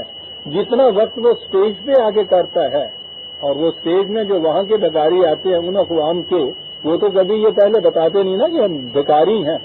بھکاری تو ادھر والا ہوتا ہے, پہلے دکھاتا ہے بعد میں مانگتا ہے. وہ تو پہلے لے لیتا ہے بعد میں دکھاتا ہے, اس لیے وہ بھکاری نہیں ہوتا.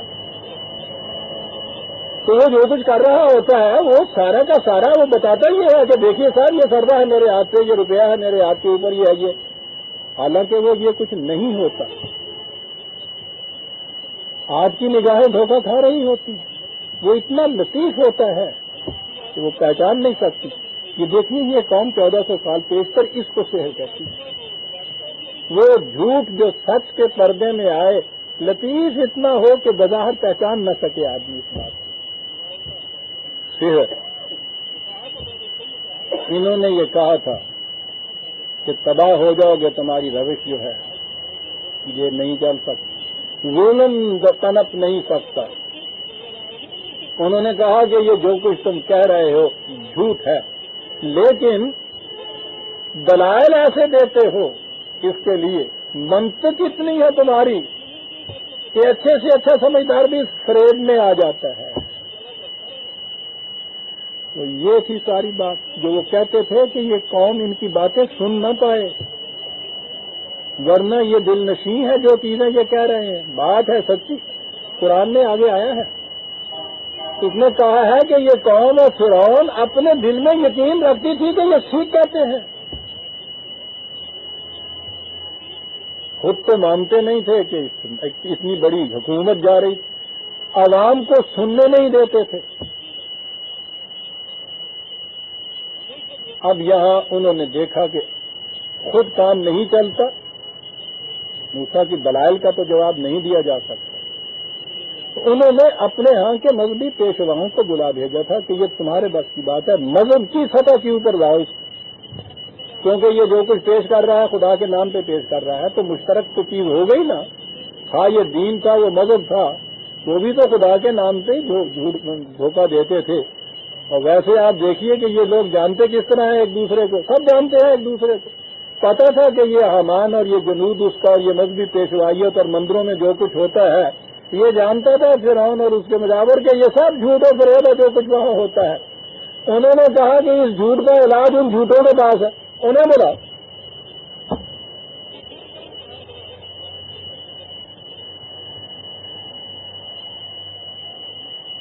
یہ تھا جو وہاں ہوا تھا. میں سورہ اعراف میں یہ الفاظ جہاں آئے تھے وہاں بتا چکا ہوں, آگے بھی جہاں آئے گے میں عرض کروں گا. قرآن نے یہاں اتنا ہی کہا ہے, اتنا صرف یہاں میں یہ کہتا ہوں کہ قوانین دے کر بھیجا, الحق انہوں نے پیش کیا. ابھی کوئی کسی قسم کی وہ جس کو آپ جادو کی بات کہتے ہیں وہ نہیں دکھایا, اور انہوں نے کہا کہ اتنا حوالہ سے مبین. دیکھا نا آپ نے کس چیز کو کہا, سحر کے یہ معنی ہے, یہ جھوٹ ہے جسے سچ کے پردے میں تم پیش کر رہے ہو. قال موسیٰ اتقولون للحق لما جاءکم السحر الحق, کہا کیا الحق دا ٹروتھ تمہارے سامنے آ رہا ہے اور اس کو تم کہتے ہو کہ یہ اس قسم کا جھوٹ ہے جو سچ کے پردے میں تمہارے سامنے پیش کیا جاتا ہے. انہوں نے کہا اس کی دلیل کیا ہے؟ کہا دلیل یہ ہے کہ ولا یفلح الساحرون, جھوٹ کو سچ کے پردے میں لا کے دکھانے والے تھوڑے سے وقت کے لیے تو اپنا مقصد براری ہو جاتی ہے, کامیابی ان کو نصیب نہیں ہوتی. یہاں لفظ فلاح قرآن نے کہا ہے. فلاح ہوتا ہے کسی جو بیج ڈالا جائے اس کا اسی قسم کا پھل آ جائے. ہنگامی طور پہ یوں ہی کرشمہ سازیاں کر کے تو وہ دکھا سکتا ہے, یہ کہ اس کا وہ جھوٹ کا بیج سچ کا پھل لے آئے یہ کبھی نہیں ہو سکتا. لا یفلح الساحرون.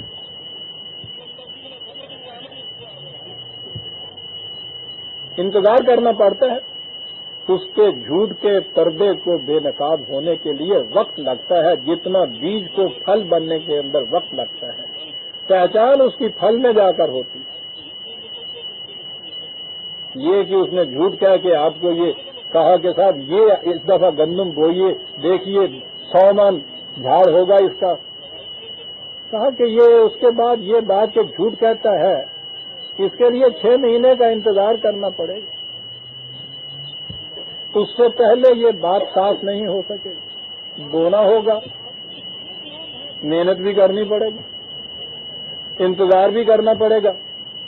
آخر میں کیا ہوگا؟ یہ ہے وہ جو لفظ ہے لا یفلح الساحرون, جھوٹ کا بیج سچ کا پھل نہیں لا سکتا.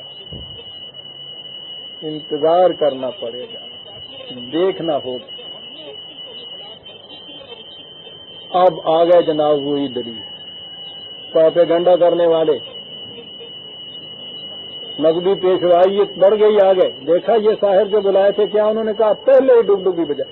کالو اجیتنا لتلفتنا اما وجدنا علیہ آباءنا. چل بھائی کہہ دیا قوم کو, تمہیں اسلاف کے مسلک سے برگشتہ کرنے کے لیے یہ آ رہے ہیں, دیکھو ان کی بات نہ سن لینا کہیں. سلف صالحین کا مسلک, اس کے خلاف یہ کچھ کہہ رہے ہیں, کوئی دلیل نہیں, کوئی برہان نہیں, وہ تو جھوٹے دیکھو. دلیل کیا دیتے؟ یہ جھوٹ کس نکات میں آ رہا ہے, سچ کیا ہے اس میں؟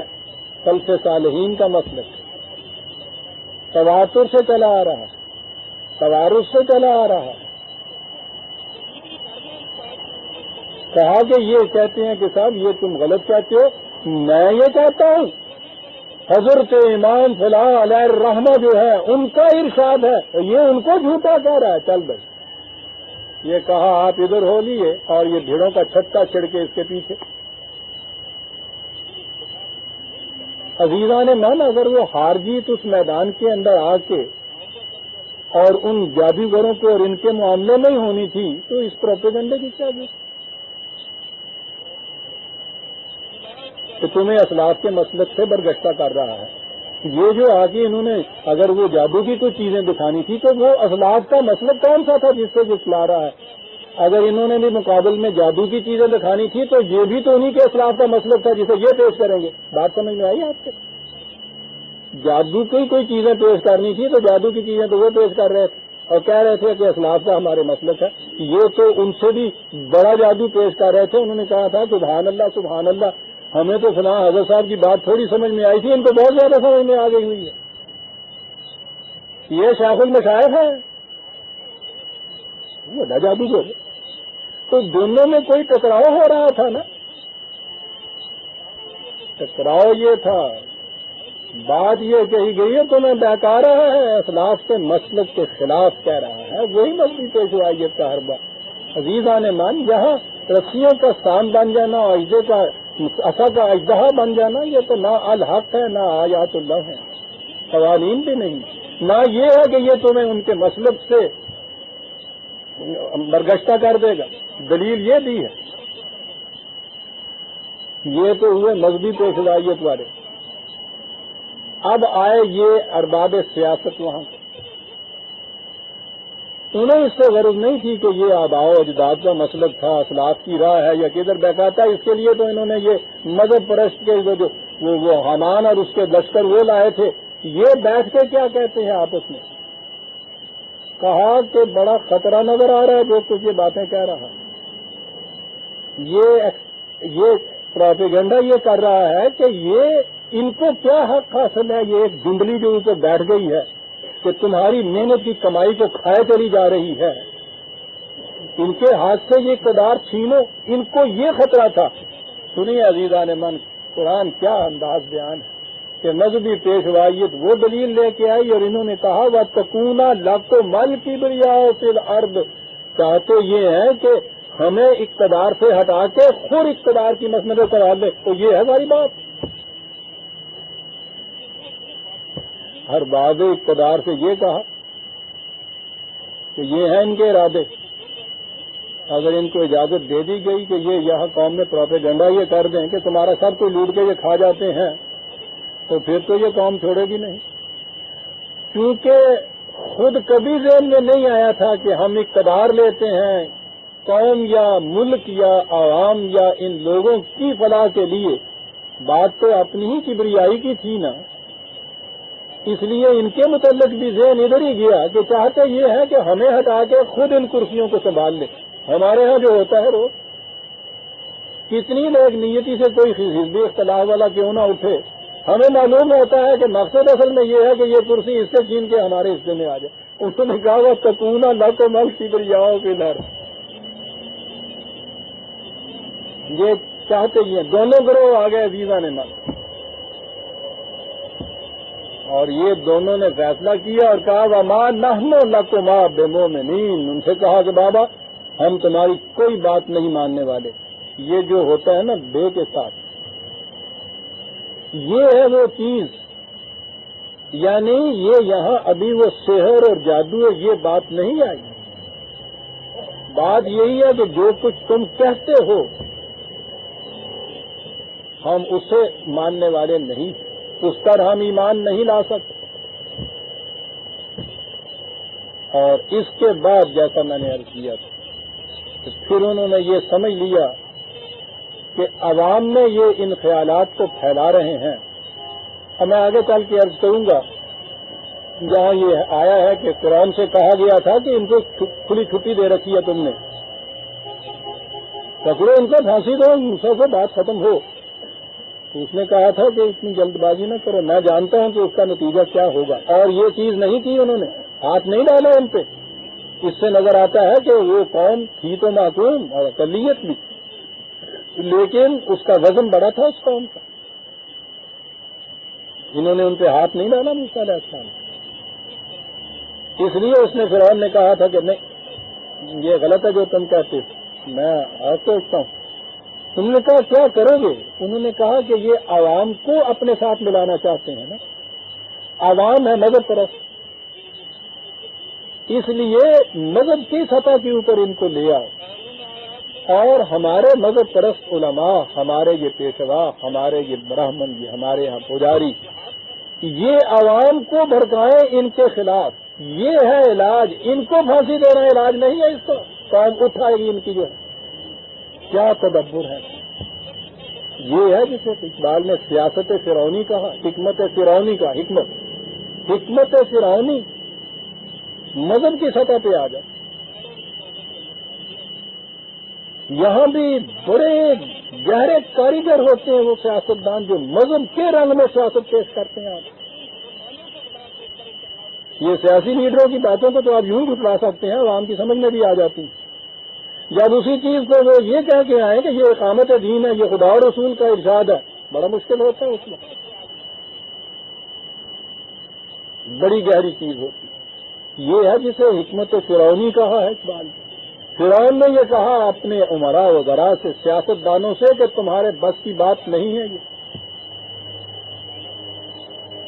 عوام کو بھڑکائے ان کے خلاف، اور وہ صرف مذہبی پیشوا بھڑکا سکتے ہیں۔ وقال فرعون ائتونی بکل ساحر علیم، اس کے مقابلے میں انہی کو لاؤ جو ہمارے ہاں کے بڑے بڑے فریب دینے والے ہیں، بڑی بڑی پستکیں اور پوسٹیں انہوں نے رکھی ہوئی ہیں اپنے ہاں، بڑے بڑے ودوان جسے کہتے ہیں، علیم کہا ہے عجیب لفظ ہے قرآن کا، کہ بڑے بڑے پڑھے لکھے جتنے بھی ہیں، فقیہ ہیں اس قسم کے، مفسر ہیں اس قسم کے، محدث ہیں اس قسم کے، شیخ المشائخ بنے ہوئے ہیں، علماء کرام نام رکھا ہوا ہے، بلاؤ ان کو، اور کہا ہے وہ سارے فریب کا، اس کا علاج ان کے ہاتھ میں،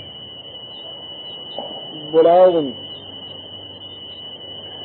ہاں، فلما جاء السحرة قال لهم موسى القوا ما انتم ملقون، اور میں نے عرض کیا ہے نا کہ یہ وہ تفصیل میں یہاں نہیں دے رہا، میں وہ سب کچھ بیان کر آیا ہوا ہوں کیسے ہوا، اور قرآن میں بھی یہاں وہ الفاظ نہیں لایا، وہ تو آگے آئے گی بات۔ کہا گیا ہے موسیٰ نے علیہ السلام، کہا کہ یہاں پہ پیش کرو جو کچھ تم پیش کرنے کے لیے ہے، سامنے لاؤ، بلکہ یہ چیز ہے، ٹھیک ہے، مناظرہ ہے، لاؤ، کیا دلائل ہے تمہارے پاس، کیا پیش کرنا چاہتے ہو، یہ ترجمہ ہے اس کا، یہ عجیب لفظ قرآن لے آیا ہے، یہ نہیں ہے کہ وہ دکھاؤ کیا تم دکھانا چاہتے ہو، وہ محسوس جادو کی چیز تو دکھانے کی تھی نا، یہ نہیں کہا یہ ہے کہ وہ لاؤ پیش کرو، کیا چیز ہے تمہارے پاس۔ فلما القوا، انہوں نے اپنے دلائل پیش کیے، قال موسیٰ ما جو تم بہستر، فریب ہے بالکل، جسے سچ کے پردے میں پیش کر رہے ہو تم، ان اللہ سیبطلہ، تم دیکھو کہ خدا کس طرح سے اس کو باطل تبدیل کرتا ہے، کس طرح سے تمہارے جھوٹ کی پردہ دری ہو جاتی ہے، ابھی کرتا ہوں۔ کہا یہ ان اللہ لا یصلح عمل المفسدین، یہاں یہ دیکھیے جرم ان کے خلاف کیا ہے، فساد برپا کرنا چاہتے ہیں معاشرے کے اندر، عوام کو بھڑکا کے، دیکھا آپ نے کہاں بات لگایا قرآن، یہ ہے نا نیت تمہاری، یہاں مفسدین کیوں کہا جی ان کو،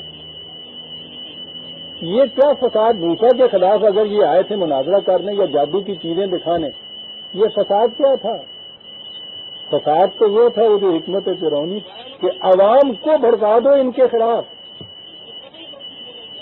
کہا میں جانتا ہوں جو کچھ تمہاری نیت، لیکن اس طرح سے فساد برپا کرنے سے تو کامیابی حاصل نہیں ہوتا، تم دیکھو گے کہ یہ ایسا نہیں ہو سکے گا مقتدین۔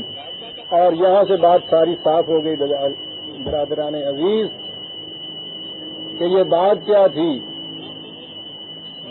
کچھ جادو کی کرشمہ سازیاں، عجوبہ پسندیوں والی بات کوئی نہیں تھی، بات تھی وَيُحِقُّ اللَّهُ الْحَقَّ بِكَلِمَاتِهِ، تمہاری ان چیزوں کو جو تم اس قسم کے یہ دعوے کر رہے ہو اور فریب کارانہ دلائل دے رہے ہو، دیکھو یہ باطل کس طرح سے ابھی تک بے نقاب ہوتا ہے، خدا حق کو اسٹیبلش کرے گا کس چیز کے ساتھ، بے کلماتِ ہی، اپنے قوانین کے ذریعے سے، تو حق نے تو یوں اسٹیبلش ہونا تھا۔ شروع میں کہا کہ وہ ہمارے قوانین لے کر گئے، الحق انہوں نے پیش کیا، اس کی یہ ساری مخالفت ہوئی، حکمت فرعونی یہ تھا کہ ان کو مذہبی سطح پہ لے آؤ، پیشوائیت کو بھڑا دو، عوام کو ان کے خلاف مشتعل کر دو، یہ ہے جو کچھ وہ کرنا ہے۔ انہوں نے کہا کہ ٹھیک ہے آؤ نظر عوام کے سامنے صحیح بات کرو، ابھی دیکھو کیسے پول کھل جاتا ہے تمہارے اس سارے فریب کا۔ اور یہ ہے عزیزان من وہ جو چیز میں پیش کرنا چاہتا تھا، یحق اللہ الحق بکلماتہ، خدا اپنے قوانین کے ذریعے سے حق کو اسٹیبلش کرے گا، شعبہ بازیوں سے تو یہ بات نہیں ہے۔ کیا آپ سمجھتے ہیں کہ جی وہ دور تھا جادوگروں کا، اس واسطے خدا نے بھی اپنے پیغمبروں کو بھیجا اسی قسم کا جادو دے کے، اور ایک ہی سانس میں وہ پھر کہتے ہیں کہ جی جادو برحق ہے کرنے والا کافر، معاذ اللہ معاذ اللہ۔ یہاں کرنے والا پہلا تو حضرت موسیٰ خدا کا پیغمبر، اور اس سے اگر آگے چلیں گے تو جو حق اللہ الحق بکلماتہ ہی، اگر یہ جادو ہے تو خدا بھی پھر جادو کے ذریعے سے ہے نا اپنا حق اسٹیبلش کرنے کے لیے، کرنے والا کافر اللہ۔ ہے کوئی کھڑا ہو کے ارے پوچھے کیا؟ وہ تو حکمت فرعونی چلتی ہے، بڑکا دیتے ہیں ان کو، عوام کو، نمازیوں کو۔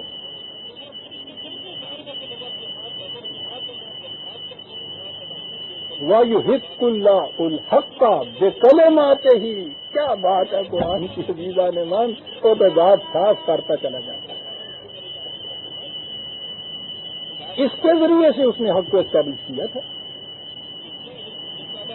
شوق دے دکھا کے الحق اسٹیبلش ہوتا ہے، ہوا ہے کبھی آج تک؟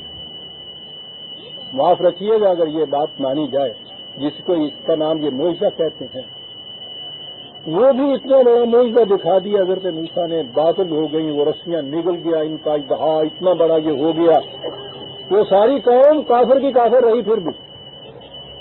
یعنی معاف رکھیے گا، یہ آخری حربہ جو استعمال کیا گیا، معاذ اللہ خدا نے حق کو اسٹیبلش کرنے کا نا کام رہ گیا۔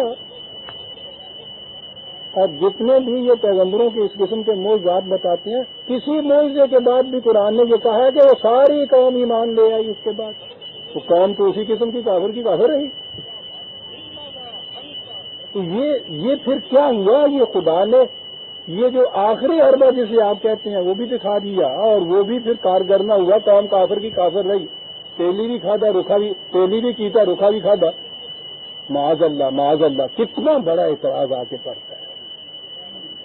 اور پھر وہ کیفیت یہ ہے کہ ناکام رہ رہا ہے، اگر تو نوح کے زمانے میں ناکام رہا ہے تو اس کے بعد صالح کے زمانے میں دوہرا رہا ہے، وہاں ناکام رہا ہے، اس کے زمانے میں چلا جا رہا ہے، اور ہر جگہ یہ کہہ رہے ہیں کہ سر اس کے بعد بھی وہ قوم ایمان نہ لائی، اور یہ پھر دکھائے چلے جا رہے ہیں۔ یہ عزیزان من یحق اللہ الحق بکلماتہ، وہ حق کو اسٹیبلش کرتا ہے اپنے قوانین کی صداقت میں۔ اور آگے ہے وَلَا يَكْرَهَ الْمُجْرِمُونَ، دیکھیے وہ کون سا حق ہے جو اسٹیبلش کرتا ہے ایکسپلائٹیشن کو روکنے والا، جرم کو روکنے والا حق۔ وہ تو شوبدہ بازی سے اسٹیبلش نہیں ہوتا عزیزان، وہ تو اسٹیبلش ہوتا ہے کہ حق کو دنیا کے اندر سامنے لایا جائے، اور حق کی علمبردار ایک قوم تیار کی جائے، ایک نظام بنایا جائے جو اس حق کی بنیادوں کے اوپر اٹھے، اور یہ ہے وہ الحق ثابت ہوتا ہے کلمات اللہ سے، جو پھر روکتا ہے مجرمین کو ان کے جرم سے۔ ورنہ نہ یہ زبانی دلائل روک سکتے ہیں، نہ آپ کے ہاں کی کرامات روک سکتی ہیں، نہ یہ شوبدہ بازیاں روک سکتی ہیں۔ یہ تو نہیں جرم کو مجرمین کو روک سکتے ان کے جرائم سے، کوئی مجرم قوم ان باتوں سے نہیں رکی۔ میں نے کہا ہے نا کہ قرآن نے بتایا کہ انبیاء نے یہ دکھایا، قوم پھر ویسے کی ویسی رہی، لہذا سوال یہ نہیں تھا، الحق وہی تھا جو خدا کے قوانین کو انہوں نے پیش کیا تھا، اور یہ رکنا اسی طرح سے تھا کہ اس کے مقابلے میں ایک قوم تھی جو الحق کی علمبردار ہوتی۔ سورہ یونس کی آیت 82 تک ہم آگے عزیزان من 83 سے آئندہ لیں گے۔ ربنا تقبل منا انک انت السمیع العلیم